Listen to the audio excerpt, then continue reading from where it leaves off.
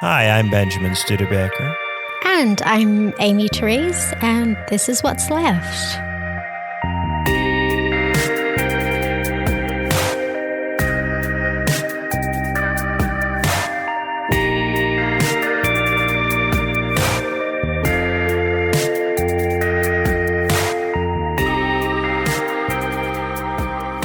So today on What's Left, we're going to talk about the contemporary focus on speech acts as the site of politics at the expense of other things that people might traditionally think are important, like the distribution of stuff or the distribution of power.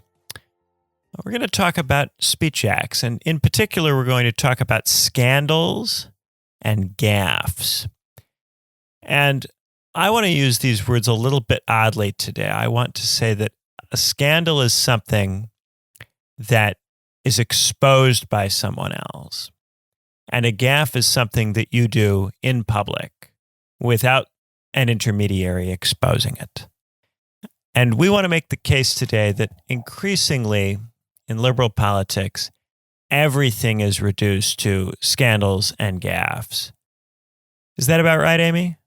Yeah, and I think one of the key components of this is a seemingly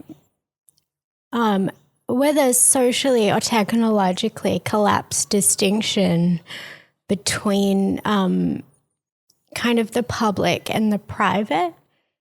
And I think this happens in part due to different communicative platforms.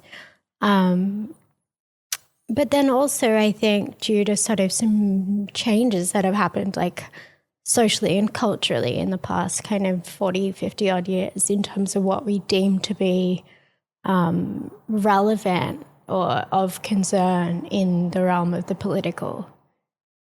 Does that sound reasonable? Yeah, technologically, the internet changes very much how we relate to things people say, because a lot more of the stuff people say is said in places where other people can find it. Yeah, the internet. But then never also forgets. you have things like, and you've got platforms like Twitter, which kind of manipulate and trick people into thinking that they're in a more private space than they're in.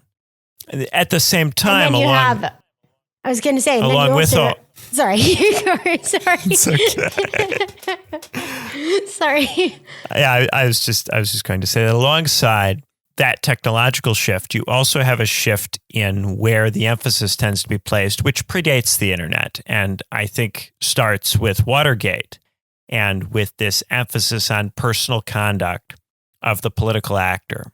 And initially, it takes the form of predominantly scandals, exposing things that the political actor has said or done that were not meant to be public knowledge. And from there, it has expanded out increasingly into the realm of what I'm calling gaffes, which are things that are done in the public realm in front of people. And those gaffes are now being scandalized and treated like they were things that people did in the 80s covertly, like have affairs or cover up minor instantiations of corruption or something like that. And then I think politically what we want to ultimately come to, or at least to some degree interrogate, is kind of the impact that this has broadly, particularly on politics, but then also on a left political project more broadly, or more specifically rather. So I think sort of one of the things that invariably happens with this is that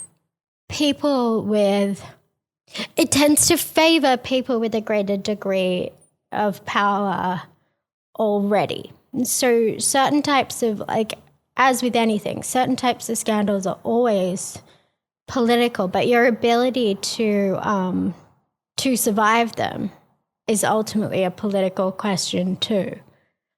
This isn't just abstract, right? It doesn't occur within a vacuum, right? So what I suspect it has helped do is heralding a neoliberal era where most of our politicians are really remarkably like technocratic and uninspired and insipid little worms that are grown in think tank petri dishes, because had they ever done anything interesting or anything edgy or lived a little, they would be very vulnerable to this genre of scandalized coverage, right? Like you need to be this right. kind of, the 80s, 90s, and 2000s were a kind of great purge of all the interesting people. Yeah. All the people who say things that are inappropriate, all the people who do things that are controversial.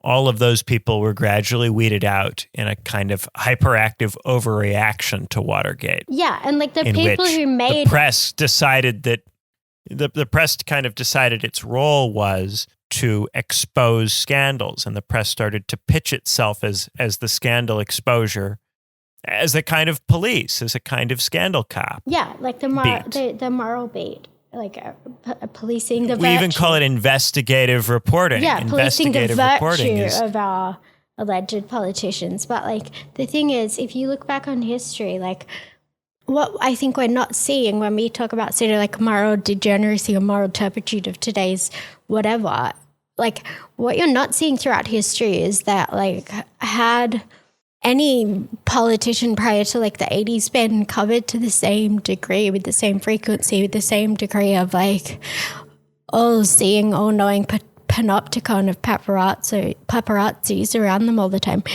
then no one would have survived. Like, I think what we fail to consider when we look at the contemporary era as though somehow like, you know, this scandalous behavior is something new or different. It's actually merely a technological change and a cultural change as opposed to some actual change, right? Like, it's not as though in the 20th century suddenly things started to become morally decrepit.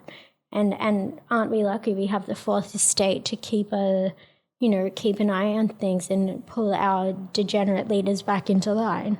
Like, this has always been the case throughout history. It's just that, like, suddenly we have a much greater access to it, but what we haven't updated is, like, what we actually value and what the ramifications are and what we deem to be a matter of the personal or the political, or even, like, we haven't even contemplated, like, collectively what matters or what doesn't. It's just the people in power are ultimately, like, deciding what does or doesn't matter. The survivors survive. The people who don't have enough power don't survive these things, and we end up with some kind of like default assumptions almost via like this ad hoc process, as opposed to ever sort of sitting back and, hate to say it, but like deliberating over what it is that we as a society might deem to be like things that we give a fuck about and things that we perhaps don't. Well, this happens, but of course it can't happen through any kind of formal process, because any sort of deliberation is inherently informal and inherently, therefore, has no clear beginning, no clear end, and no clear judicial mechanism through which it would operate. Anything that is about whether someone is politically okay is something that you can't resolve through any kind of fair process. And so it just becomes, every time in the specific instance, a deliberation about what we're okay about and what we're not okay about, every single time, with no consistency, all ad hoc. And of course, I wanted to make the point that you are quite correct that in the pre-Richard Nixon era, everybody would have been guilty of all kinds of things, because the political system back then ran on smoke-filled rooms and backroom deals and all kinds of shady stuff. We didn't even have significant amounts of campaign finance reform. And if you look at the biographies of politicians from before Richard Nixon, they will often openly just say, oh, yes, this person got their start by winning the favor of some rich person, and that rich person helped prop up their first campaign. This is routine in early American history. People think that things have gotten more corrupt in the last 50 years or so, but the truth is, of course, that things have always been corrupt, that democracy has always come hand in hand with a certain amount of patronage and corruption, in some cases quite severe networks of patronage and corruption, like Andrew Jackson's spoils system, in which the president just appointed all of his mates and political buddies to all of the executive positions with no civil service meritocratic testing. And that prevailed from Jackson until Chester Arthur's Pendleton Act. So the great bulk of American presidents existed during that period, including, of course, Abraham Lincoln. So this idea that corruption is new is completely false. What has happened is that the press has created different standards, or has attempted to create different standards for what counts as acceptable behavior and unacceptable behavior.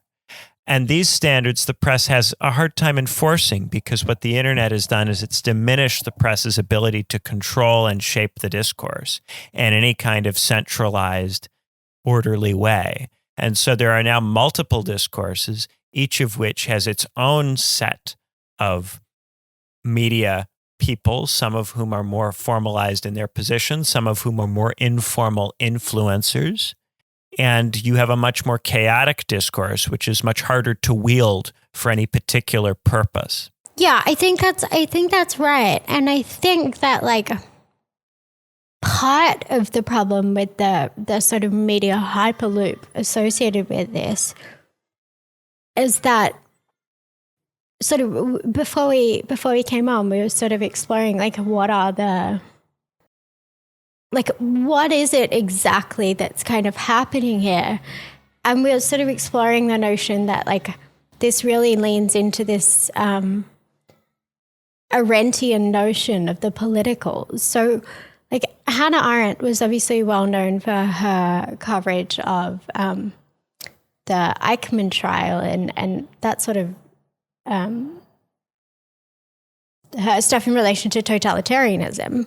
But what Benjamin was telling me about a little while back is that much of her conception of the political is sort of one that is often adopted almost implicitly particularly by a lot of people in sort of the like upper realms of society. And it sort of is one that totally disregards the material. And the notion is that like the political is what can happen once one's material needs and desires are already satisfied.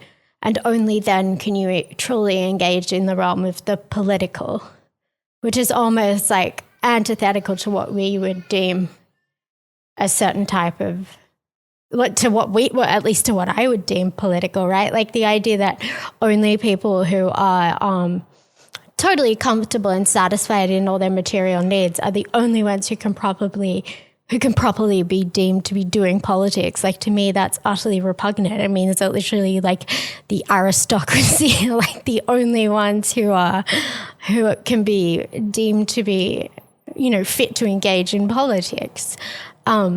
But so Aimee, let me set up Arendt a little bit for some of the listeners who may not know before we pick at it. Okay, sorry. My runaway ADD brain is just like flying down the tracks. Sorry. Yeah, so the part of Arendt that I was talking to Aimee about comes out of The Human Condition, that particular work. Not Eichmann in Jerusalem, which is more about the banality of evil. And I think a lot of people are familiar with that. I think there's been movies made about Arendt's life that are framed around the banality of evil in her thoughts on fascism. But she also's got another set of thoughts that come from a little bit later in her career when she's dealing with the 60s and the protest movement of the 60s, and her and Franz Fanon are having a debate about whether or not politics is about violence. And Arendt comes up with this tripartite distinction of different kinds of human action. One is labor, which is to do with stuff that you consume, like collecting food, or stuff that is immediately made to be used and to be consumed in its usage. Second is work. Work is the use of tools, making tools, using tools. Work is a kind of crafting. Man the maker, she calls it. Homo faber. So there's animal laborans, the animal who just is out looking for food. There's Homo faber, man the maker, the craftsman. And the craftsman, of course, does violence to the things that the craftsman crafts. The things that you do work on are things that are subject to your dominion. They're not things that you treat as equal. And her third category is political action. And political action is something that you are meant to do with other people that you regard as equal, but also different from you. This is her notion of plurality. And you need labor and work to be taken care of for political action to become possible, because political action can't happen if all your time is taken up with feeding yourself and making stuff. So what this implicitly says, of course, is that the distribution of time is really important, because if you don't have time to do things other than work and labor, then your potential for interacting in this political public realm is limited. And what goes on in this political or public realm for Arendt? Well, Arendt doesn't have a notion of objective truth. Indeed, she criticizes the philosophers for their notions of objective moral truth, because these are singular and holistic. And Arendt wants her concept of the political to involve plurality, to involve a diversity and a recognition of diversity. And therefore, it can't have any endpoint. And she also wants this place to be a nonviolent space, because for Arendt, the political is a realm in which we act in concert, where we act together. So, for instance, one time I was teaching some students about Arendt, and we happened to come into a room, and there was some coffee in the room left over, and enough for us to have some, but only for some of us to have some. And I had 3 other students, and so I asked the first student if they wanted coffee, and they said yes. I asked the other 2 if they said no, and if they wanted any, and they said no. And I took the remaining cup, and that's how we distributed 2 cups of coffee among 4 people. And they all felt perfectly good about that, because we handled it like political action in Arendtian terms. But I asked my students, if we had had the same conversation and we'd used all the same language, and I had used the same tone of voice even, but the whole time I held a gun and I pointed it at each of you as we had that interaction, would you feel the same way about the distribution of coffee, even if we ended up with the same distribution of coffee? And of course they said, well, no. We wouldn't have felt the same about that, because at that point it wouldn't have been acting in concert. I would have been acting on them and treating them as subordinates to me. And in that sense, on Arendt's terms, I would not have been treating them as equal. I would have been using violence. I would have been treating them as something that I do work on. Right? Now, what if they also had a gun? What if everyone had a gun? Well, if they also had a gun, if everybody's got a gun, then you don't have any public realm, because you have a kind of spiraling violence. So she says that if people start using violence in a kind of spiraling terror like they do in certain kinds of revolutions, then the space for the political becomes negligible, because everyone is treating everyone else as a means to be worked on, and no one is treating anyone else as a member of some kind of plurality, some kind of political community. So she's a fan of concealed carry, not open carry, basically. Well, so there can be violence, but the violence has to be about creating the space for political action. It can't go on inside the space, right? And she's okay with hierarchy, provided that hierarchy is about managing the labor and the work of maintaining the political. So, Of course, to have a political space, you're going to need food. It has to be gathered, and the people who are doing the politics have to eat. Yeah. And people are going to have to gather that food, and they're going to have to use tools and make tools with which to gather and transport all of that. And all of that has to be maintained, and is maintained through hierarchical structures. Sure. And those hierarchical structures are the family and the workplace. And she is getting inspiration here from the ancient Greeks, who had the concept of economy. For the ancient Greeks refers to household management. And the household in ancient Greece is a space that is dominated by hierarchical relationships. There's the father, and the father dominates the spouse, who is not considered a citizen in the Greek polis, and the father dominates the children, who are considered subjects, and the father is master and owns and possesses and dominates slaves. And in the household, it's all hierarchical. There are clear lines of superior and inferior. But then when the Greek citizen comes out of the household and enters the agora and comes into the public realm in the center of the Greek polis, then the Greek citizen interacts with other citizens on equal footing. So there's this space for the political in the Greek city, but that space is maintained by hierarchy and domination within the family and within the workplace. And those things are not talked about in the agora. Those things are not treated as part of the political, because all the Greek polis is interested in politically is other kinds of stuff. And so the question is, what is that other kind of stuff? Well, the Greek philosophers thought that the Greek polis should be interested in pursuing the good in some kind of way. But Arendt considers that a holistic project. Another possibility is that the Greek polis could be interested in maintaining itself.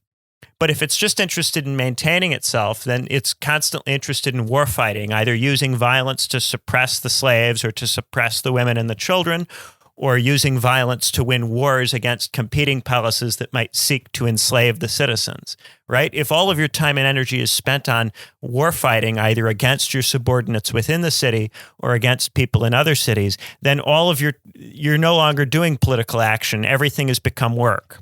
Right? Mm-hmm. So at that point, you're not succeeding in creating the space. So what is meant to go on then? Well, for Arendt, if it can't be the pursuit of the eudaimonic form of the good in the Platonic sense, and it can't be maintenance through fighting, then that means that the political has to become an aesthetic space, and it has to be a space where these citizens give speeches, other citizens judge these speeches, these citizens make art, other citizens judge and evaluate the art, and that's really all it becomes. It becomes an aesthetic place where some people are making art, other people are critiquing art, and these roles are shifting all the time. So basically the comment section of YouTube. Yeah. We're doomed. I don't want to live in that world. And this is what she considers to be the highest form of action. The highest form of action is talking to other people and moving them to do things, but also other things that are not violent and respect plurality and don't intervene in the household or in the economy. So what can you get other people to do that isn't an intervention in the household or the economy? Well, you can get other people to make similar kinds of speech acts to you. You can get other people to watch similar kinds of art or to express similar kinds of opinions on art or to dress the same way or to artistically express themselves in the same way. You can coerce, right? Coerce them into deference, like just linguistic deference. So you can coerce them into apologizing or self-canceling or or breaking, right? Like there's this bullshit on the internet at the moment called May Madness, which is where stereotypically people just sort of go nuts on Twitter, and then people just sort of prod and poke and sort of just needle people into reacting. Is that somehow the consummate realization of her notion of the political? Because it is ultimately purely aesthetic. Well, so the thing that you're meant to seek in this public realm is glory, which is other people approving of your speech acts. So likes and follows. And of your artistic demonstrations. But of course, if there is glory to be had, then there must also be shame and embarrassment. Yeah. And if someone in a Greek city, if someone is regularly causing trouble through their speech acts and upsetting people, the Greeks had the practice of ostracism, where you could kick people out of the city and send them into exile. Yeah. And remove them from the public realm, which is kind of like banning someone from a forum or getting someone canceled from some kind of website. And it's interesting how the internet has brought back a lot of these old tropes from ancient Greek democracy. This concept of ostracism, which was kind of outside of our public realm for a long time, because you didn't have people getting ostracized over things they said very often until maybe the Nixon era. and after Watergate. Prior to that, ostracism was a relatively rare thing. And if you had a period where it became very popular, like the blacklisting of the McCarthy era, that was always a kind of crazy moment or a crazy period that people looked back on as a crazy moment and as a crazy period. It was never normalized. So, I don't mean to go over the top here, but I imagine most of our listeners would have read Mark Fisher's piece, Exiting the Vampire Castle. It's sort of vaguely law on the left at this point. But so ultimately, Hannah Arendt's version of the political, and certainly that older, ancient Greek version, they're ultimately it's a full-throated endorsement of the vampire's castle. And in ancient Greece, there's at least a defense, because in ancient Greece, you can say, hey, this person is threatening our form of the good, our understanding of the form of the good, or this person is threatening the ability of the city to maintain and sustain its liberty. This person is going to get the city conquered. They're going to get us killed or enslaved if we don't do something about it. So there's some justification for ostracism in the ancient city because the stakes of ancient politics are very existential. But Arendt is talking about a public realm where there aren't meant to be stakes that are that high. And so for Arendt, you're supposed to be able to just go around and just keep talking and use kind of the mechanics of glory and shame. And that is how you come to decisions about what to do collectively.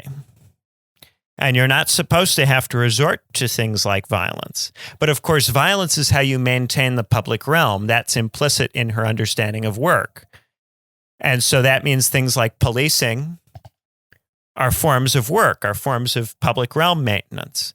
Now, physical policing is one form of work, but another form of work is the policing that goes on to maintain a discursive public realm. And if you're going to have a public realm which doesn't take place in a physical space, but takes place online, then there needs to be some form of online policing on this kind of view. And that online policing can involve work. It wouldn't be part of the public realm, but it would be part of what's necessary to maintain and sustain that public realm, and would therefore be rationalized and justified on that basis. And you see people say this, right? So, for instance, why do you have to cancel the fascists and the Strasserites and so on? Well, because these people threaten other people's ability, they'll say, to participate in the public realm, to do speech acts. But that's because what these they people will are claim. not committed to the public realm. These people want to throw people out. That's what they'll claim. And so we have to throw the right-wingers out because the right-wingers will otherwise throw us out. And so at this point, what they're talking about is not actually Arendtian politics anymore. It's a kind of Arendtian work. But it's an Arendtian discursive work that's about maintaining and sustaining the public realm. Ostensibly or allegedly. That's how they will sort of justify it. But I suspect, in her sort of idealistic meditations on it, I can't imagine that Arendt's vision involved, self-appointed guardians of the virtue galaxy, dominating and commandeering that public space into such a narrow realm that in reality what it means is huge numbers of people are actually unable to participate. Right. So at that point, what we get is a kind of runaway violence. So it's not the violence of say, physical violence of removing someone from a space or ostracizing someone from a city, but it's a kind of discursive violence in Arendt's sense that is used to remove perceived threats to this new public realm, the internet. And since the internet has no clear rules governing what can be said or what can't be said or what counts as amenable to the public realm or not amenable, then you have a kind of ad hoc terror that results from this. And in many respects, the internet, I think, is in part an example of what Arendt's spiraling revolutionary terror looks like, where people become so obsessed with who can safely be permitted into the public realm and who can't, with making friend-enemy distinctions about who's allowed in the public realm and who isn't, that becomes the driving thing in the discourse. And when that happens, then no one is recognizing anyone else's plurality. No one is recognizing anyone's difference in any kind of substantive way. And so even though on the face of it, initially, it may seem like this is consummately neoliberal, in some ways it's not, because the attempts to discourse police have gone so far that I think that even Arendt would regard this as threatening to her project. Sorry, just to clarify, you said people might render it consummately neoliberal. Did you mean Arendtian? Yeah, that the Arendtian project may appear consummately neoliberal, and in many respects it has a neoliberal valence. Right. But I think if Arendt were around, she would find the internet dissatisfying, in part because the work that is involved in maintaining the political, there's always this danger for Arendt that the violence that is necessary, the hierarchy that is necessary to maintain the political, will start to pollute the public sphere and cause it to go away. And I think that we are seeing this in the form of a kind of runaway discourse policing, because ordinarily, when you're dealing with something like an Athenian democracy where there are specific rules governing who can be ostracized and under what conditions, then your policing of that discourse has got some kind of institutional mechanic which regulates it.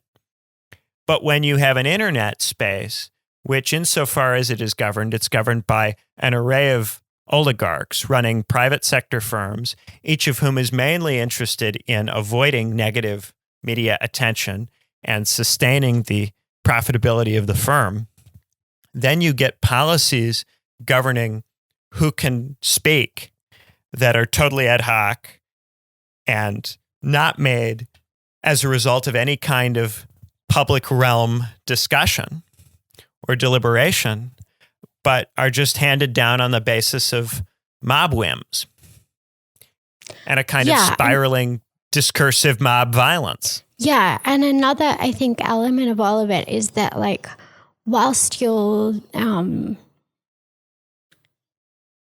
it purports to be the public realm, there's also a great deal of private regulatory and enforcement behavior going on that is not visible, like, to the casual observer. So to, like, a pretty large extent, anyone who's been on, like what ultimately happens is that you'll have, like, group chats and Slack chats and all manner of, like, private communicative mechanisms where like regulatory type behavior is happening in order to sort of garner attention to aspects of the public realm. So people will be, like, whipping up a frenzy in, like, Slack chats or private messages. And then what appears to be sort of spontaneous behavior in the public realm is in fact actually, like, orchestrated. So you're getting, like, what appears to be, like, the spontaneous discourse and interaction of a pluralistic public, but is in fact actually, like, being orchestrated and regulated in ways that are not self-evident to people. Like, it has the illusion of spontaneous pluralistic engagement when in actual fact it's not. Yeah, and whereas the ostracisms that would go on in the ancient polis would be tied to the survival of the polis, or at least perceived to be tied to the survival of the polis. And oftentimes people make similar claims here about the survival of, say, some kind of liberal discursive public realm. Oftentimes what is instead happening in our own case is that you have private actors who are intervening to protect their firms if they run the tech companies, or to protect their brands if they are participants. And those brands are tied to getting the means of subsistence. Being a cop. Well, that means if you are trying to get somebody canceled on the internet because it damages your ability to earn a living, that you are corrupting the public realm from an Arendtian standpoint with your concerns that are to do with work and labor, that are to do with the means of subsistence. And that would be a corruption of the political by the social. So you're saying that this is the why social for Arendt is anytime that this public-private distinction for Arendt is violated and people start making the public realm increasingly about work and labor, or the concerns that come out of work and labor, at that point, the public realm is being corrupted by the social. And so anytime someone tries to get someone canceled, not because they genuinely believe that this person poses some kind of threat to the survival of the public realm, but because it's in their personal, private, material interest to get them canceled, because if they don't get them canceled, there will be some threat to their ability to earn a living. At that point, the social has invaded the political, and that person is speaking as a worker or a laborer rather than as a real participant in the political. That's really interesting, because I think it ironically could also explain I mean, it's sort of funny in that it's so consistently political in terms of leftists that talk about class being the ones that wind up being deemed unacceptable by the mob, right? So it's almost inherent to their our very insistence on talking about class is necessarily one that corrupts the public sphere, constantly. Yes, so from an Arendtian, so and that's sort of that's the critique of Marxism for Arendt, that it turns absolutely everything into labor and work. Yes, and makes politics obsessed with. And so that's the distribution of time, the distribution of access to politics. So when they're talking and crudely calling us class reductionists, or saying all you ever do is talk about class, all you ever do is talk about this, you're vulgar Marxist, this, that, and the rest. It's on some weird level that is an existential threat to their conception of the political. Yes. That's funny. And that was basically her critique of Marxism, that Marxism makes everything about work and labor, that it fetishizes man the maker, that Marx was kind of in love with the idea of man as a craft person. Bullshit. As an artisan. Bullshit. And that Marx wanted a society that was obsessed with this crafting. No. And he was willing to make that society through violence, i.e. through crafting. Yeah, so she views Marxism as a kind of obsessive fixation on work. Yeah, but when you... Yeah, so she's doing what I find to be incredibly frustrating, which is argue if you narrow your terms into these incredibly restrictive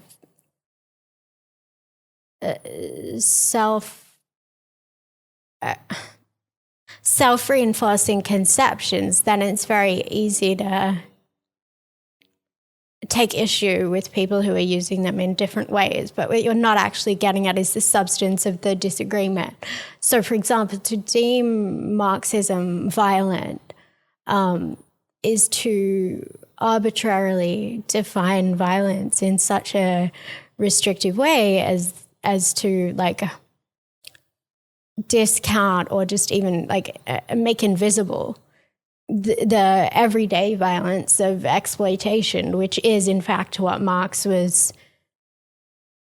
interested in resolving or alleviating or pointing towards, right? But for her, since that violence goes on within the private realm, that violence is about creating the space for the public realm and is therefore not really a big deal. Right. And so what I'm saying is it's just something that has always been present in all human societies. That's how she pitches that. And I think that you're right. You can make this.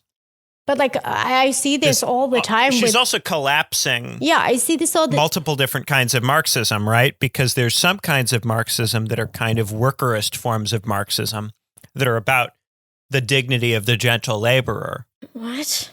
No. And there are other kinds of Marxism that are more about trying to liberate people from the compulsion to work, a kind of post-work Marxism, right? So you've got workerism, that would be one tradition, and then post-workerism as another.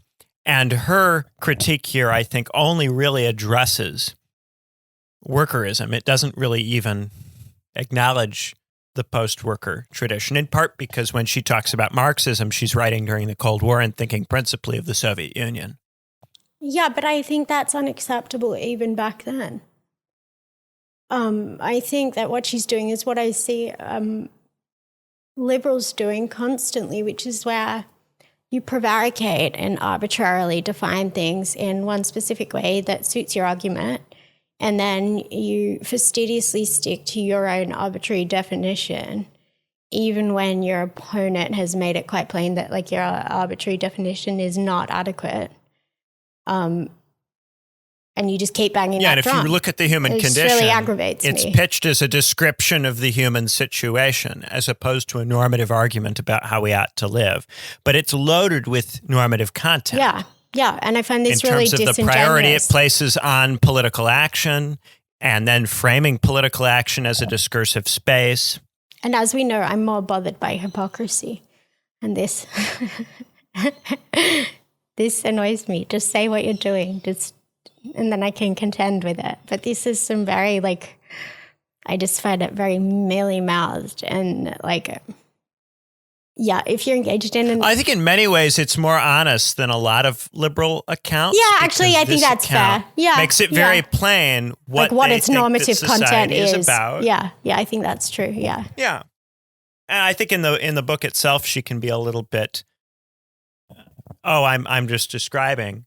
And in sticking to the terms, it may seem annoying to you, but you would expect someone who had a kind of straightforwardly liberal view to stick to those terms in that kind of way. As long as she's consistent. And I think that a lot of and I think that you can even use the terms and even while sticking within that terminology, point out where it is that left-wing people differ. So one is that left-wing people have a quite different conception of the political because left-wing people think that the political is about the distribution of stuff, power, time. Well, I mean, I'm happy. And these are all things I'm quite happy to have everyone sit and drink discourse shake till the end of time, right? But we need to get to a point where everyone is able to do that. Because if what you're saying is that, and this is what I sort of jumped to early on, but if what you're saying is that people need to have their material needs met and politics needs to be purely aesthetic and ultimately not connected to the ability, the vulgar, not vulgarized by questions of survival, that to me is like a delightful kind of end state, perhaps, right? But to imply that that's what the political is in the here and now is to necessarily stack the deck in favor of the status quo, because there's only a very narrow set of people who can engage with the political on that terrain. Right. And it's one thing to do that in a pre-industrial world where there's no concept of ever being able to achieve the level of abundance that would be necessary to make that kind of life possible for large numbers of people. But she was writing this in the 60s, was she not? Yes. She's writing it in the 60s, and she's basing it on her reading of ancient political theorists who are in a quite different material situation from her, with quite different expectations for their societies from those which modern people have. But I think also furthermore, that kind of this gets at the thing I was saying a few minutes ago about post-workerist Marxism, a kind of Marxism that says, no, the ideal life is not everybody being a craftsperson. The ideal life is everyone being freed from the need to be a craftsperson, such that insofar as they are a craftsperson, it is a purely optional instance of self-expression. And so that kind of conception that we all ought to have the same choices in life that landed aristocrats have. And we ought to be so comfortable that our fear of not being comfortable never comes into our decisions. That is potentially compatible with both Arendt's view and Marxism, but only if there is an effort to make that kind of life available to everyone. And so the Marxist critique is, hey, this is not available to everyone. You are creating this political action arena, this public realm, by subjugating and exploiting large numbers of people, and that's not cool.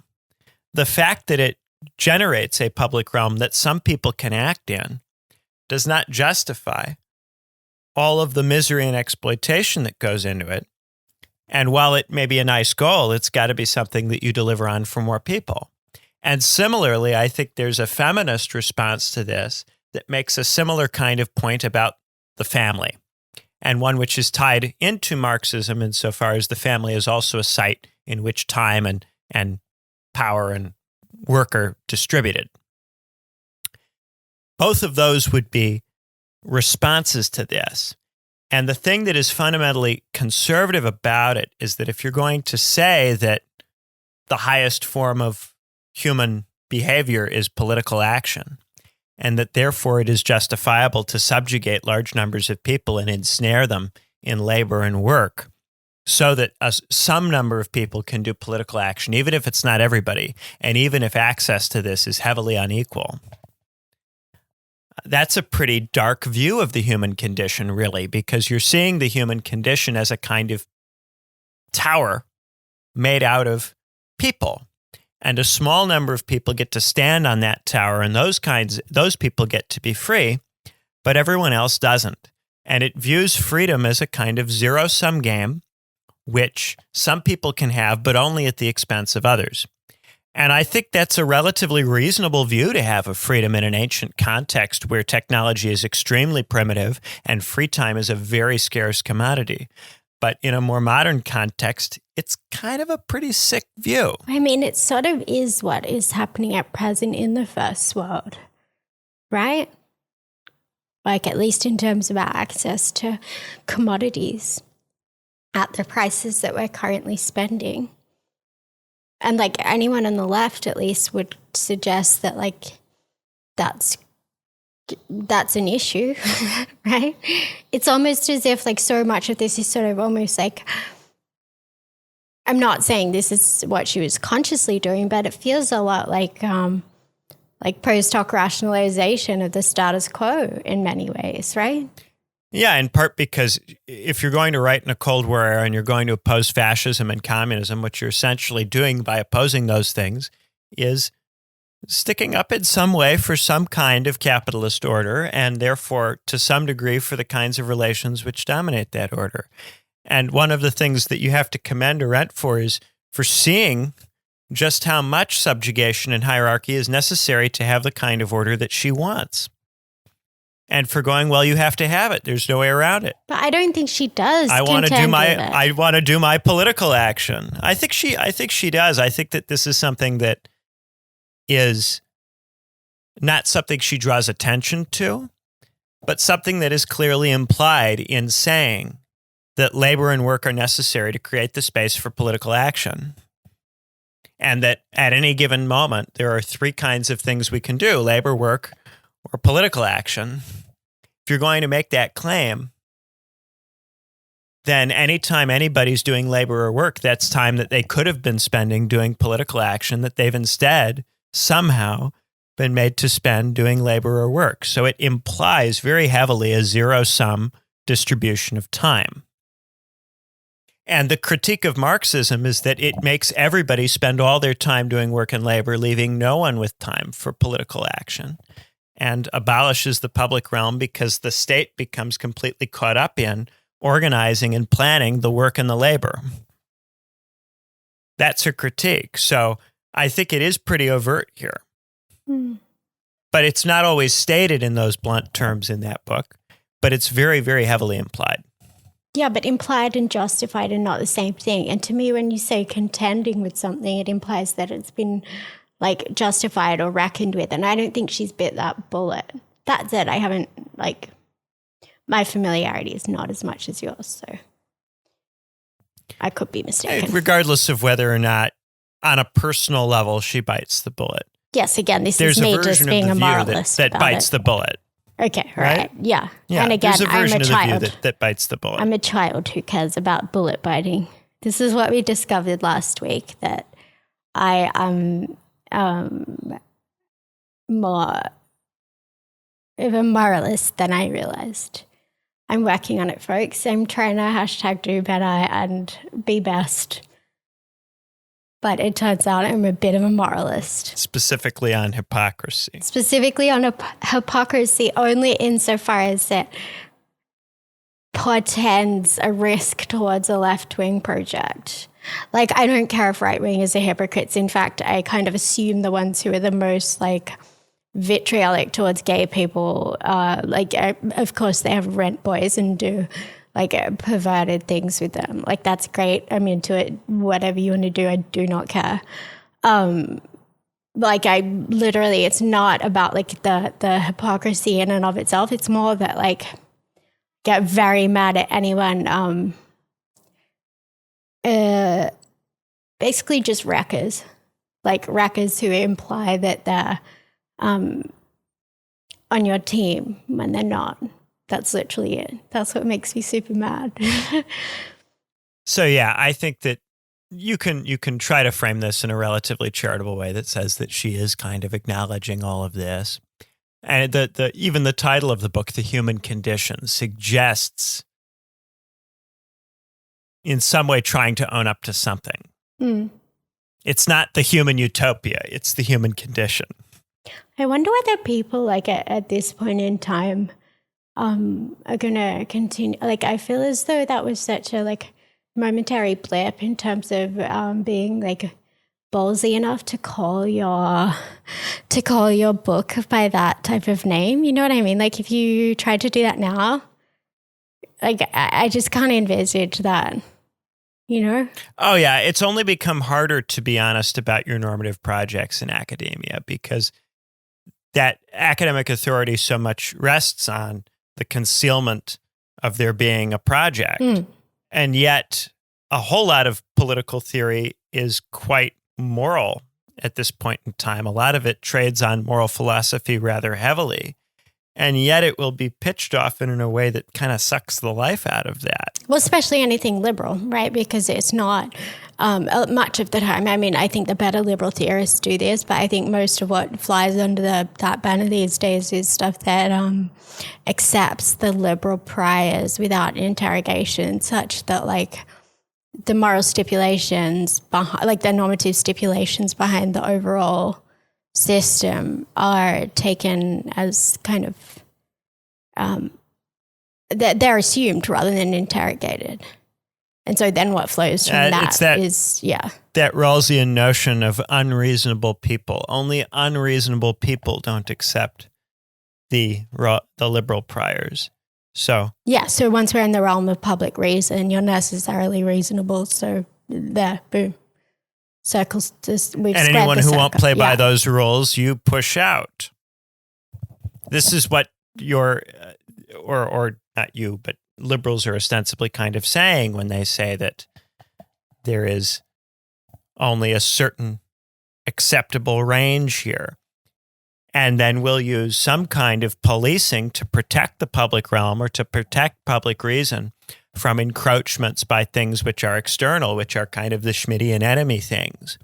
But see, I would be okay with that if it were, and again, maybe it's me being overly fastidious about hypocrisy, but if it were institutionalized and blatant and visible, you would be okay with that. Well, not even that. But of course even if it was isn't. Consistent. But, like, to my mind, you can't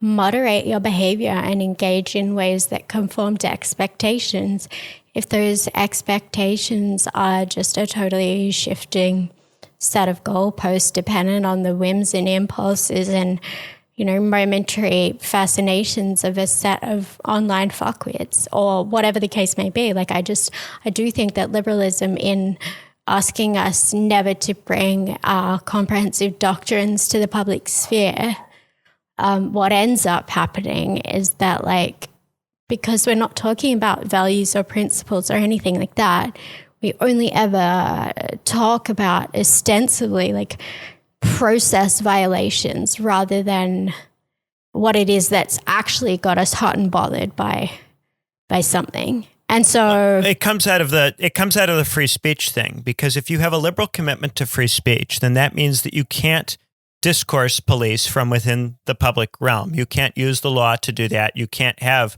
any kind of state presence involved in regulating it. And therefore, the only way that you will be able to do discourse policing or regulate your public realm in any kind of way and protect the position of liberalism within it is through private regulation, which either occurs top-down through tech billionaires, or it occurs through the organization of little angry mobs on the internet.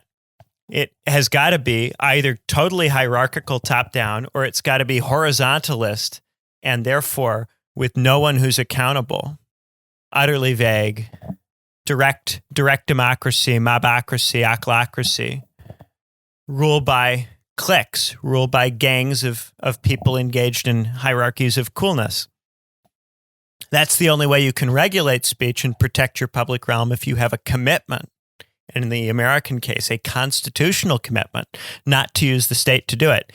If liberalism needs to regulate the public realm, but it has denied itself the legal apparati with which it would regulate the public realm, then it has to do it in an ad hoc, inconsistent, incoherent fashion. Yeah, and so when you start to see doctrines that are not liberal trying to enter the public realm, the only way that this can be dealt with is through extra legal activity. And that's where organizations like Antifa show up. Antifa is just a physical manifestation of the same thing. Yeah, but Antifa wants to go out and physically beat you up, but it's an ad hoc, extra legal attempt to discourse police. Yeah, of course. But I think, whilst I think the sort of conceptual, like, I agree conceptually with everything that you're saying, but I think what's happening, particularly in a neoliberal era, and particularly when that process is entirely divorced, in fact, from any kind of, even a pretense of like procedural fairness, it's like it invariably becomes the thing that it portends to be policing out, right? Like, and I think that, like, yeah, it's that fundamental contradiction of we're going to defend liberal pluralism, liberal plurality, by eliminating various things. By decreasing the plurality. Plural. Yeah, exactly. Right. We're going to determine what's a threat to plurality and remove that from the plurality. And anytime you're doing that, especially if you're going to do it on an ad hoc basis, that is going to be rife with contradiction, because there won't be any clear, coherent principles which govern what counts as a threat and what doesn't. And it's liberalism's inability to make those distinctions. Liberalism is grounded on an ideology which dominates the society and dictates the legitimation mechanics of the society, a comprehensive, quite substantive ideology, but it's also committed to declaiming that any ideology does that, and therefore declaiming its own nature as an ideology. And that means it must do this policing without being seen to do the policing. It must police speech without actually being seen to police speech. And this is why I hate liberalism so much, because I'm a moralist and I find it repugnant that something will both be doing the thing while ostensibly and like visibly and performatively pretending to not do the thing. Like, that just really annoys the fuck out of me. And I mean, to bring it back like to something more like tangible, like I think the main reason that I find this so frustrating is like when we talk about like people sort of like denying the fact that it's their comprehensive doctrines that are in fact influencing like what they deem to be acceptable and what they don't, and what gets ostracized or excluded or policed out. Like ultimately what's also like being masked in any kind of like liberal process is the actual like the dynamics of power like operative in the world. Like liberal legalism and this form of like process fetish doesn't have any particular way of taking account of the material inequities with which the different participants come to the table. And so like even when it's abiding by all of its own internal rules, it has no ability to like render a substantively fair outcome. It's only ever procedurally fair. Does this make sense? Yeah. So, for example, like if somebody has like 100,000, like let's just use a dumb Twitter example, but I can give a more meaningful, like outside of Twitter example later, but let's just roll with this. Somebody has 100,000 followers and has a like blue check mark. Their chance of getting cancelled is much, much, much smaller, even if they were to say ostensibly the same thing as somebody else, because of the fact that 100,000 people following them and that blue check mark, material differences in the amount of power that person has. So that 100,000 followers are going to be a sort of like online defense army of sorts, like discursively at least. And then also like the blue check mark, the verification provides very real like material access to the actual like the material base of the platform, i.e. the people who run it, right? Like, and so when you have a greater access to capital of a sort, like discursive capital, the actual ramifications of any of this shit are entirely different for you. But you can go through like process and that's never reflected. You know? And this is all legitimated by you can conceal anything. You don't have to make anything public if it's either done through the structure of a firm's internal decision-making or through a horizontalist direct democracy where power is totally obscure. Yeah. Both of those will conceal all of that. And the reason that it is done this way gets back to that point I made about how when you are not able to regulate the public realm through the state, you have to regulate it through something that is perceived to be or substantiated as external to the state. But of course, what is the corporation? The corporation is a firm that is structured in accordance with the state's corporate law. It is really an extension of the state rather than an alternative power base. And so when a corporation is regulating speech and people go, well, they're allowed to do that because they're not the state, this is precisely the false distinction which this speech regulation rests upon, that when it's Zuckerberg that does it, or the people who run Twitter or YouTube or whomever who do it, that these people don't have their power because the state says they have their power. And that is precisely why they have it. The state has said, this is how firms will be structured. This will be the corporate governance structure for publicly traded firms. And so the idea that when they're making decisions, those decisions are not political and therefore can't be subject to political scrutiny is a fiction that is meant to further alienate us from those decisions and further alienate us from the possibility of interrogating or challenging them.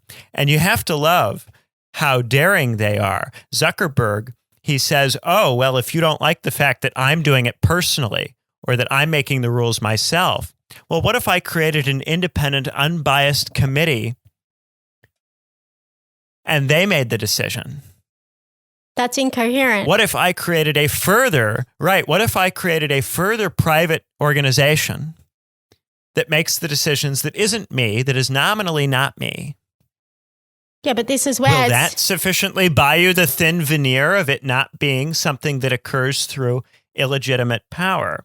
And it reminds me of an old an old bit from David Runciman's book, Political Hypocrisy, in which he talks about liberal imperialism in the British Empire and George Orwell's discomfort and the liberal imperialists' discomfort with the fact that Britain was liberal, but also an empire, right? So he says, democratic hypocrisy is saved by the element of self-deception on which it rests, which is what turns the illusion into a half-truth and keeps the sword in its scabbard. Imperial hypocrisy is rendered self-defeating by that very same self-deception, since the sword cannot remain in the scabbard and will be deployed for the supposed benefit of the people it is being used to coerce, by people who are unable to be honest with themselves about the nature of that coercion. In a way, it is easy to see what the solution is to this clash of hypocrisies. Democracy needs to abandon imperialism, as Orwell was convinced that Britain needed to divest itself of its empire and to face up to the sacrifices that would involve. But it is important to recognize that the democracy that abandons imperialism does not abandon hypocrisy.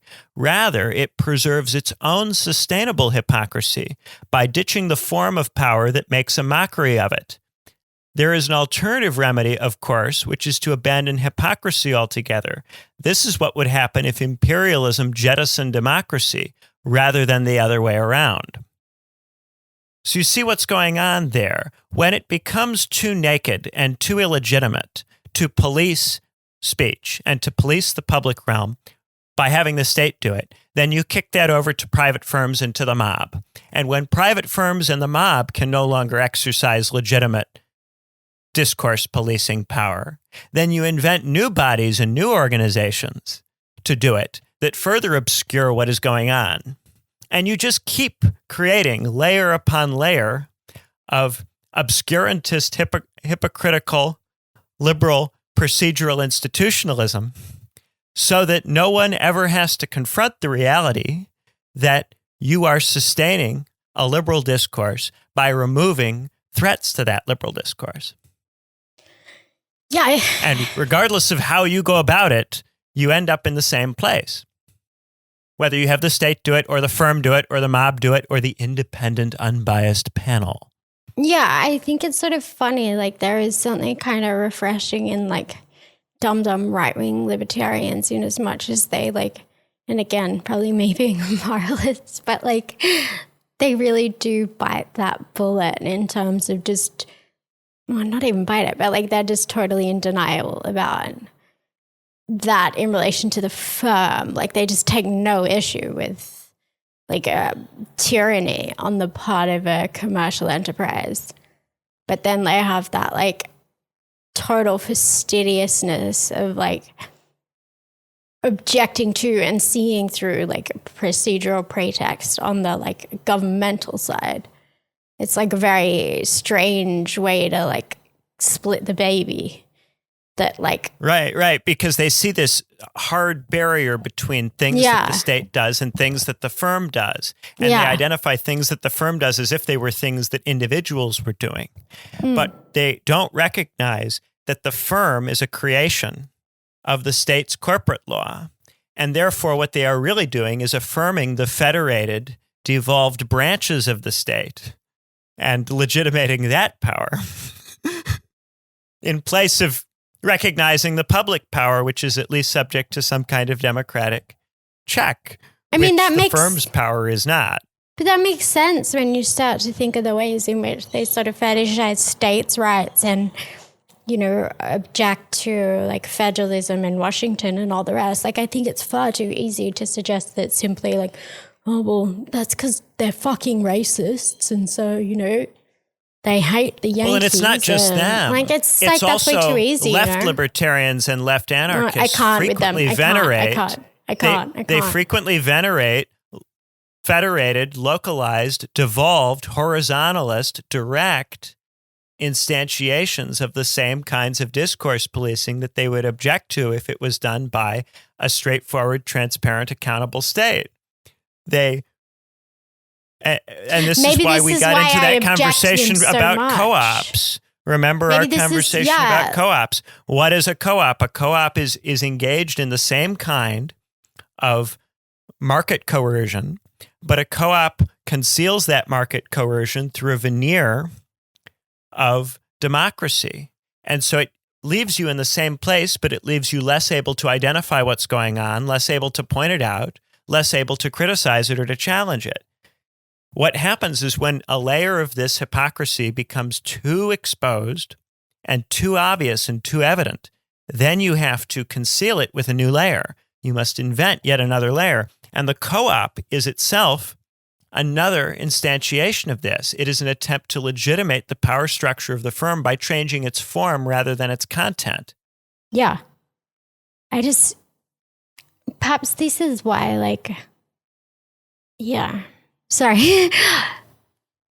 I mean, do you think there's an idealism there in as much as those people simply, they don't perceive horizontal organizations to be ones that are subject to the same kinds of informal pressure and influence and distortion of democratic ideals? Or is it that they simply don't care? What do you think? I think these are people who never recognized Mischel's iron law of oligarchy. They don't recognize that. If they did recognize it, they would see that there's no real point in trying to make decisions more democratic simply for its own sake. You are not going to expand the number of people who get a meaningful say in a decision, because a decision is necessarily choosing something and not other things. And to make a choice, you need to exercise some kind of unified will in a particular direction. And people are not unified in that kind of way. People are much too different from each other and fractious and to wield in that kind of way. And this is where I come down on the side of Hobbes and against Schmidt. I don't think that you have some kind of united demos that has some kind of collective general will, Rousseauian general will, or Schmittian shared self-concept. I think what you've got is a very, very disorderly multitude of people, all of whom are different from each other in all kinds of ways, all of whom struggle to find very much in common with each other. And we have to sell them stories. We sell them all kinds of stories about things that they have in common. And we've got to, because if we don't sell people stories about what they have in common, then they cause all kinds of trouble to each other and to themselves. And those stories necessarily involve a certain level of deception. When you say, well, it's the will of the people, it's what the demos wants. Nobody knows what the demos wants. No election gives you a real sense for what the will of the people is. No referendum does that, no matter how you structure it, no matter what electoral system you use. You never produce something which represents the people in any kind of thick way, because the people is always a constructed concept that doesn't correspond to anything. What we have are institutions that issue decisions, and they issue decisions in a way that people will accept. And the question is, what kind of institutions tend to get you decisions that you can live with, and what kind don't? And if you instead get caught up on whether the procedure is fair, then what you're doing is you're allowing someone to conceal from you the bad decisions by hiding them behind ever more layers of apparent fairness. They can keep giving you reasons to think that you have a say in the decision, while finding ever more elaborate ways to lock you out of actually deciding. And not only can they do this, but they must do it because any set of institutions which issues decisions has to have a relatively small number of people who are doing the real work. So the more layers that there are in between you and the decision, the harder it is for you to challenge the decision. But it doesn't change the fact that it's a small number of people making the decision. So every time you go, oh, it's not fair, I don't like this procedure, oh, I don't have as much input as everybody else, I don't have as much input as that small group of people, give me some kind of superficial procedural gift. Give me electoral reform, give me devolution, give me localism, give me horizontalism, give me co-ops, give me a vote. These things in and of themselves don't get you out of oligarchy. They can be used potentially to do something about oligarchy, but it's the stuff you do with them that makes a difference, not the things in themselves. And so when you look at an institution, you have to ask, how does this institution tend to make decisions? Is it going to make the kinds of decisions that are going to solve my problems? Or is it just going to claim to be making them in a way that's fair while continuing to make the same kinds of decisions that do no good to me and do no good to the people I care about or the causes I care about? And the thing about liberalism is that liberalism will sell you on putting the procedure first without looking at whether those decisions are substantively just. It's a fair procedure, but they're not fair outcomes. And the more you try to use procedural stuff to get around dealing with the fact that these institutions are designed in a way to produce decisions that don't service you, the more difficult it will be for you and others to challenge those decisions in the future. Every time you alter the procedures in a way that legitimates them and makes them appear fair, you diminish your future ability to challenge those institutions. Because when you challenge them, people go, well, it's fair. You've got to say, why don't you speak up? Why don't you do something? They won't acknowledge how little power and influence you have, in part because they've been told the same story about their power and influence, and they'd like to believe that. Thank you very much. So you just get ever further down the rabbit hole with this. Yeah, I think that's the most critical aspect, right? Like, I think that whole, like, legitimation mechanic and just inordinate fucking tangle of process for its own sake has the vast majority of PMC types are totally fart huffing on that. And like, they are the ones who most desperately need to believe it. And they are the ones who most desperately cling to it in ways that I think are anathema to a left project. So like, I think pretty much like to a really large extent, what I would encourage people to do throughout, like at the very least, like the primary campaign is there's a huge amount of discourse that will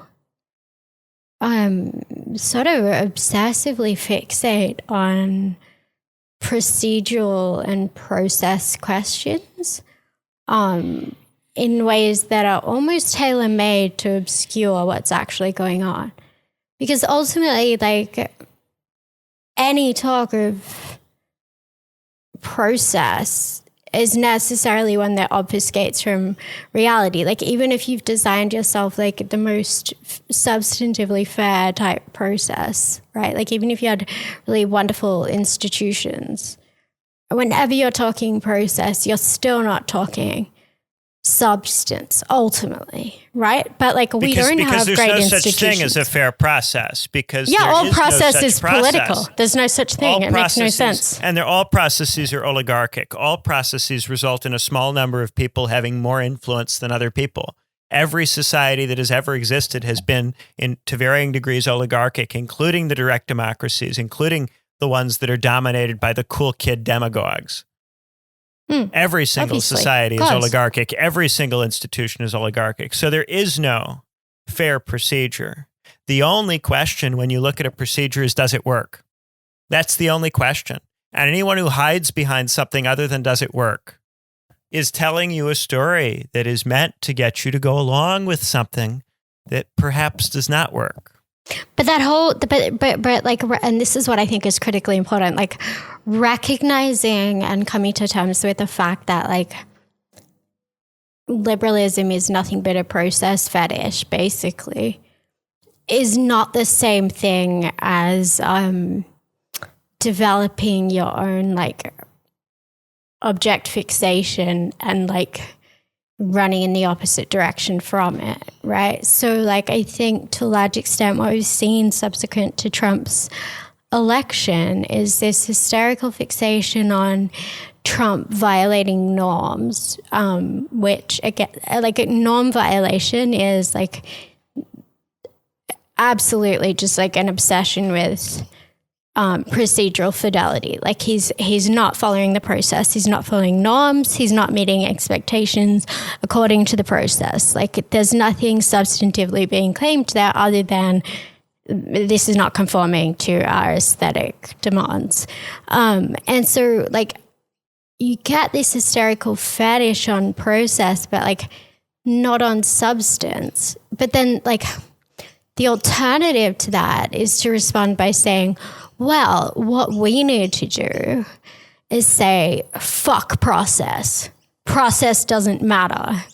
And like, that's cute. That's nice. But like, the way that this very like vulnerable house of cards that we call like a democratic order, the way that that stays afloat is in fact process, right? Like just throwing things out, abolishing things, saying fuck process, shred norms, do what you want, it doesn't matter. Like I don't really care about fidelity to process for its own sake, but like thinking that you can just decide to like run reactive in the other direction is also aesthetic. It's not telling you like how you're going to achieve power, how you're actually going to politically change anything substantial. It's just saying fuck the process. Yeah, and the claim should not be taken to be that process doesn't matter. Process matters a great deal. Institutions are really important. Of course. But what's important about institutions is the way they structure decisions and the kinds of results they tend to produce, not whether the way they structure decisions is fair. The way that institutions structure decisions is never fair. The question by definition is what kinds of results they produce. Now, for instance, proportional representation strikes many people as fair, but you know what else proportional representation does? It makes it virtually impossible to assemble a large enough number of votes to ever do anything that violates the consensus in any major way. And so what happens to proportional representation systems, especially ones with low thresholds and very large numbers of political parties. By low thresholds, I mean that you can get representation in the legislature with a very small percentage of the vote. In these states, you just get every election a different coalition that basically does the same thing over and over and over again. It's basically the same coalition every time. And even if you've got a coalition that's got some radical parties in it, there will always be at least one middle-of-the-road party. That middle-of-the-road party will block anything radical you want to do. And so what is proportional representation? It is a very compelling, from a procedural fairness standpoint, way of ensuring that you never abandon the liberal consensus. It's why, for instance, Australia, to do. Yeah, it's why Australia, I think, in part, is still has its head in the toilet bowl of the end of history, and we just keep flushing. I really am at a loss as to how we could potentially mobilize in a way that would shift that. Like Australia as a political puzzle is really, really difficult because we essentially have like two centrist neoliberal parties with, some ostensible social conservatives on the far right of one of them that serve to act ultimately as a distraction for the fact that politically and economically they are really remarkably similar, especially the sort of so-called left of one party and the so-called right of the other. Like you could, in fact, draw a big circle in the middle, and the members of that particular circle would have more, like they would be more unified than perhaps those members and the fringes of their own alleged parties. Because it is so just like consensus and centrist ultimately. And breaking that is really, really tough. And proportional representation makes that harder. And also the fact that the parties run on a quite antique version of the British candidate selection mechanisms where party leaders are picked pretty much exclusively by MPs with no potential for primary challengers or even party members to make very much headway. Yeah, there's been some subtle shifts in recent years in the Labour Party, but ultimately, that's ultimately correct. Just like in the UK, the Labour Party in the UK has had some subtle shifts over the years, which caused it to accidentally end up with Jeremy Corbyn against the intentions of its own establishment. But this is harder in these states because the rules are geared toward centralizing control of the parties in the hands of narrower elites. Now, the issue here is not fairness. Notice how my objection to the way these parties are run is not that it's unfair. If there was an elite in these parties that I liked better, maybe I would be more content to leave them in the hands of that elite. My objection is that it results in ineffective politics because it leaves these parties in the hands of neoliberals who perpetuate a consensus that I don't like. So the critique of the institution and the critique of the procedure is an effectiveness critique, not a fairness critique. By all means, critique procedures, but critique them from an effectiveness standpoint, not a fairness standpoint. But when we say effective, like I think the presumption embedded there is like you mean effective in terms of like instantiating your ends, like achieving the outcomes that you desire politically. Yeah, achieving what you want to achieve politically. What you I don't want, mean effective as in but some like kind of technocratic, impersonal, unbiased thing. Yeah, like they are effective at achieving what it is that those in power would ostensibly want them to, which is not compromising their own positions and authority, right? Like, in the short to medium term, I think in the long term, a lot of these institutions you're going to have a legitimation. Yeah, you're going to have a legitimation crisis if you're no longer meeting the needs of the people. And I think like Australia, and if you're not dynamic enough, if you can't change what you're doing rapidly enough to meet legitimation demands, then you tend to get crisis periods. And the way that crisis periods tend to get resolved is with institutional reforms in modern, rich, embedded democracies, which means if you go through a long enough period where the MPs irresponsibly replace Australian party leaders over and over and over again for long periods of time, eventually people are going to get so fed up with that they're going to call for changes in the rules of the parties that will make this less likely and will give them more of a say in terms of who leads the parties. And sooner or later, one of the parties, in a quest to win votes, will attempt to accommodate that institutional reform demand, probably Labour, because Labour has been the party that has tended to want to move in that direction in Australia. And so you see, if you delegitimate the institutions, then eventually you are forced to change them. Now, the question is, when you change them, are you just adding another layer of hypocrisy on top of your big layer cake of liberal nonsense? Or is your change actually creating possibilities for real alternatives to form? That's the big question. When the parties change, when the voting system changes, when there's devolution or union building or whatever institutional reform you're looking at, restructuring of the EU, whatever it might be, is this institutional reform making the system more or less dynamic? Is it increasing the possibility for doing things that are different, or is it decreasing that possibility? And far too often, you have a kind of dumb view that all representative democracies are the same, A lot of Marxists who want to reject liberal proceduralism will say, well, it doesn't matter what the procedures of the institutions are. It's all the bourgeois state. It's all in the hands of capital. No matter what they do, it will always be the same. That's not true. Changes to institutions and procedures can create new possibilities that the people who are making the changes fail to recognize, and things can turn out differently from the way they anticipate, and they can end up making big mistakes. It happens all the time because in the short run, institutional reforms often look appetizing, they often look like vote winners, and then there's all kinds of long-term consequences for the way the state operates that the people who make the change don't spot. Or don't care about. Because people are stupid. People are not very good at anticipating the effects of institutional reforms. They're complicated, and it's a bit of a butterfly effect. Yeah, but people also have short-term projects too. Like if you have a short-term project, then sometimes the particular change can help you to achieve outcomes that you're seeking.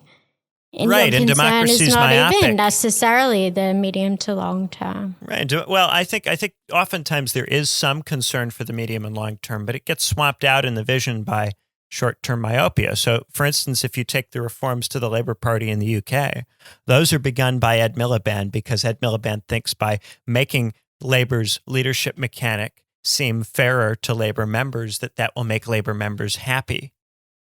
And he's never imagining in a million years is the giant, that someone could use that mechanic to displace the entire Labour establishment and exile them to the fringe of British politics, including not just him, but everyone who's an ally of him within the party. He didn't anticipate that. That's classic short-term thinking, right? Like he thought the party, as in the members of the party, and he just rendered the contemporary members, the members of the party. Right, he made assumptions about the future ideological leanings of the members of the party and of the present ideological leanings of the members of the party. He misread all of that. Now, it wasn't because he doesn't care that the party can be taken over, that the party is being taken over by Corbynites. I'm sure Ed Miliband cares very deeply about that and did not intend that at all. It's that Ed Miliband couldn't see that this would happen, despite being a quite important political figure with years of political experience and all kinds of training.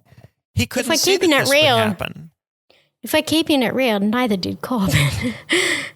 No, Corbyn did not see that this would happen This is never some Machiavellian plan. It was like there was so many near misses along the way that And now look what happens in the British system. So now that you've got a party leader who is at odds with the bulk of the MPs because you have a leadership mechanic in which the party members pick the leader, but you've got an MP mechanic where you still have party committees picking the candidates for MP constituency seats. Now you've got a membership that is in charge of the leadership, but is not in charge of the MPs.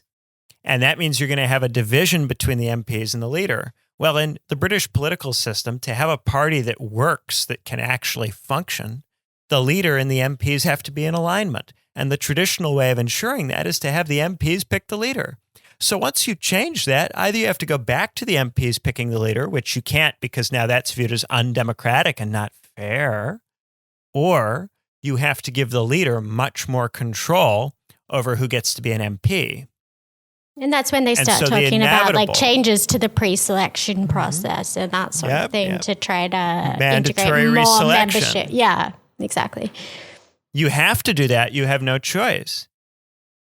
That is the only way that you can continue to have a functioning Labour Party, which means the Labour Party becomes much more centralized around the charismatic member-picked leader. Which has pros and cons, obviously. Right. But of course, none of this was part of the discussion when Ed Miliband's reforms were initially put up. Initially, everyone was focusing on, does it make the system more fair? Does it make it more democratic? All of these questions of effectiveness and reality and material results were excluded from the conversation or only discussed by a handful of weirdos like you and me. And so this is the problem. Whenever we talk about democratic institutions, people are almost always talking about the moral principles that go into picking the institution rather than the political realities which result from the institution they've picked. That's what I mean by effectiveness rather than fairness. Think about the political consequences of your institutions, not how they morally make you feel, not whether they align with your moral sentiments. They're never fair. Get over it. They're never going to be fair. They're never going to align with your moral sentiments. That's not what you're looking for. You're looking at outcomes. This is not the right realm for that. What are the outcomes? This is not the realm. Achieving? What's it achieving? And Politics is it making possible what you want to achieve? Yeah. Politics is not the place to get yourself morally and spiritually fulfilled. It is not the realm for that. It is a messy, messy place where you have to make all kinds of principled compromises to get where you want to go. And if you don't have the stomach for it, get out of it. And if you don't have the stomach for other people doing it, fuck off and do something other than be a cop. Cancel cop. Well, that would be nice. But unfortunately, these are constructed subjects. And because they are constructed subjects, they will go on having their conception of the political, which is totally irrelevant to accomplishing anything. And they will continue to aid and abet the misery of others. But hopefully, since you're listening to this, there is some possibility of saying other things for the minute that criticize this in some kind of way. And maybe that'll turn into something. The mere fact that you can speak a thought, this is something to be said about the discourse. If you're a materialist, the mere fact that a thought can be spoken and found appealing by people is some level of evidence of its appropriateness to the times.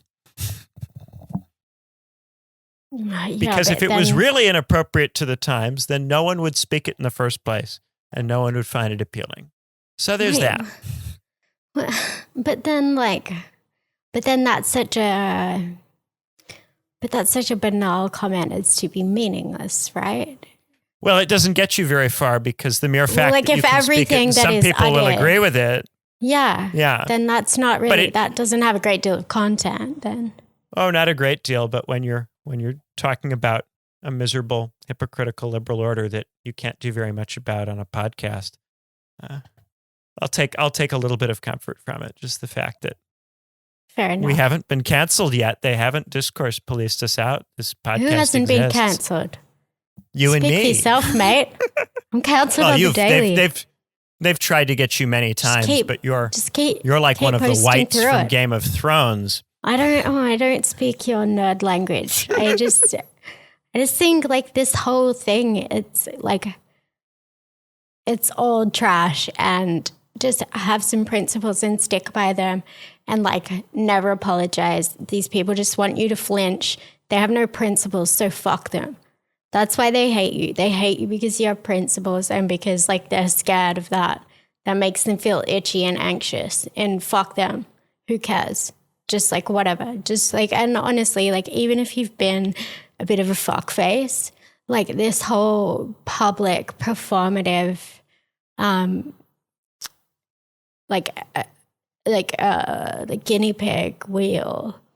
It's like, I don't know how many listeners would be familiar with the myth of Sisyphus, but basically it's like Sisyphus was this guy who'd done something wrong, and so the gods spited him and made him push a boulder up a hill relentlessly, only like for him, once he got to the top of the hill, to find himself at the bottom again, like for all of eternity.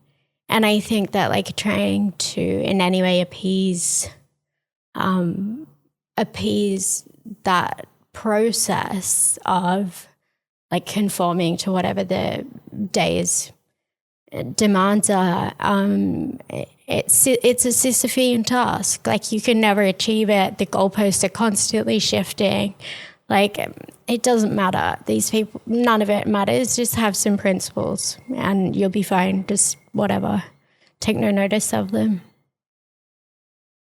And like, even if you have to your own standards done something wrong, the way to apologize and like the way to make that right is, I think, almost invariably not through bowing to the demands of a totally inchoate, obnoxious mob. Like if you've actually hurt somebody or done something that you in your own head believe to be perhaps like not your best self or something that you regret for your own reasons. Yeah, like if you've done something that you personally have your own regret for, like internally, then like alleviating that through like a public performance is not necessarily a way that's gonna perhaps operate in like. I think you're much better off if you have a genuine sense of regret about something to engage with a person in like a private way rather than in like a performative way. So, yeah. So you're saying that when people come after you, you shouldn't apologize. You should stand up to them. Never apologize. That literally their whole game is to make you flinch. Everything they do is geared toward making you flinch. The moment you flinch, they've got you, and then they're just going to keep beating you. Never flinch. Even if ultimately you think you fucked up, think about it. Sit on it for a little while. Let it marinate. And then figure out what you're going to do. And I would encourage you not to do it in ways that are performing for a mob. Because, like, they see you as a seal with a ball in its nose. And all they want you to do is just perform gimmicks for them. They don't care about the substance. It's always bullshit. Always. Yeah, and you have to ask yourself if you do feel like you ought to say something. Is that because you actually said something that wasn't true, or is it because they've made you feel that you'll pay a social cost if you don't? If they're on your neck, you're already paying that social cost. The social cost is them swarming like maggots and flies for 24 to 48 hours, depending on how hot they are on your tail. That's the social cost. The moment and you won't get rid of them by giving them something. Give them nothing. They don't actually want that from you. What they want is your embarrassment in front of others. It's inauthentic. They want a performance, and what they're trying to do is conscript you into a bullshit morality play where they are the director. There's no way you can say or do anything that makes that your play. So if you're rethinking something, do it on your own terms in a space that's not where you're not going to be conscripted by these freaks and maggots. There's no way that something authentic happens in that space. So fuck it. Who cares? And if you do decide to log off, remember what Richard Nixon said when he lost the governor election of California in 1962. I leave you, gentlemen, now. You will now write it. You will interpret it. That's your right. But as I leave you, I want you to know, just think how much you're going to be missing. You don't have Nixon to kick around anymore. Because, gentlemen, this is my last press conference. And I hope that what I have said today will at least make television, radio, the press recognize that they have a right and a responsibility. If they're against a candidate, give them the shaft. But also recognize if they give them the shaft, put one lonely reporter on the campaign who'll report what the candidate says now and then. Thank you, gentlemen, and good day.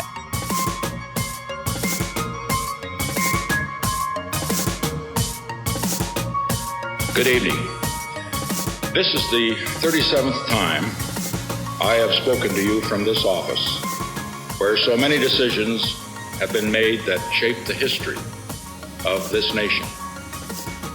Each time I have done so to discuss with you some matter that I believe affected the national interest. In all the decisions I have made in my public life, I have always tried to do what was best for the nation.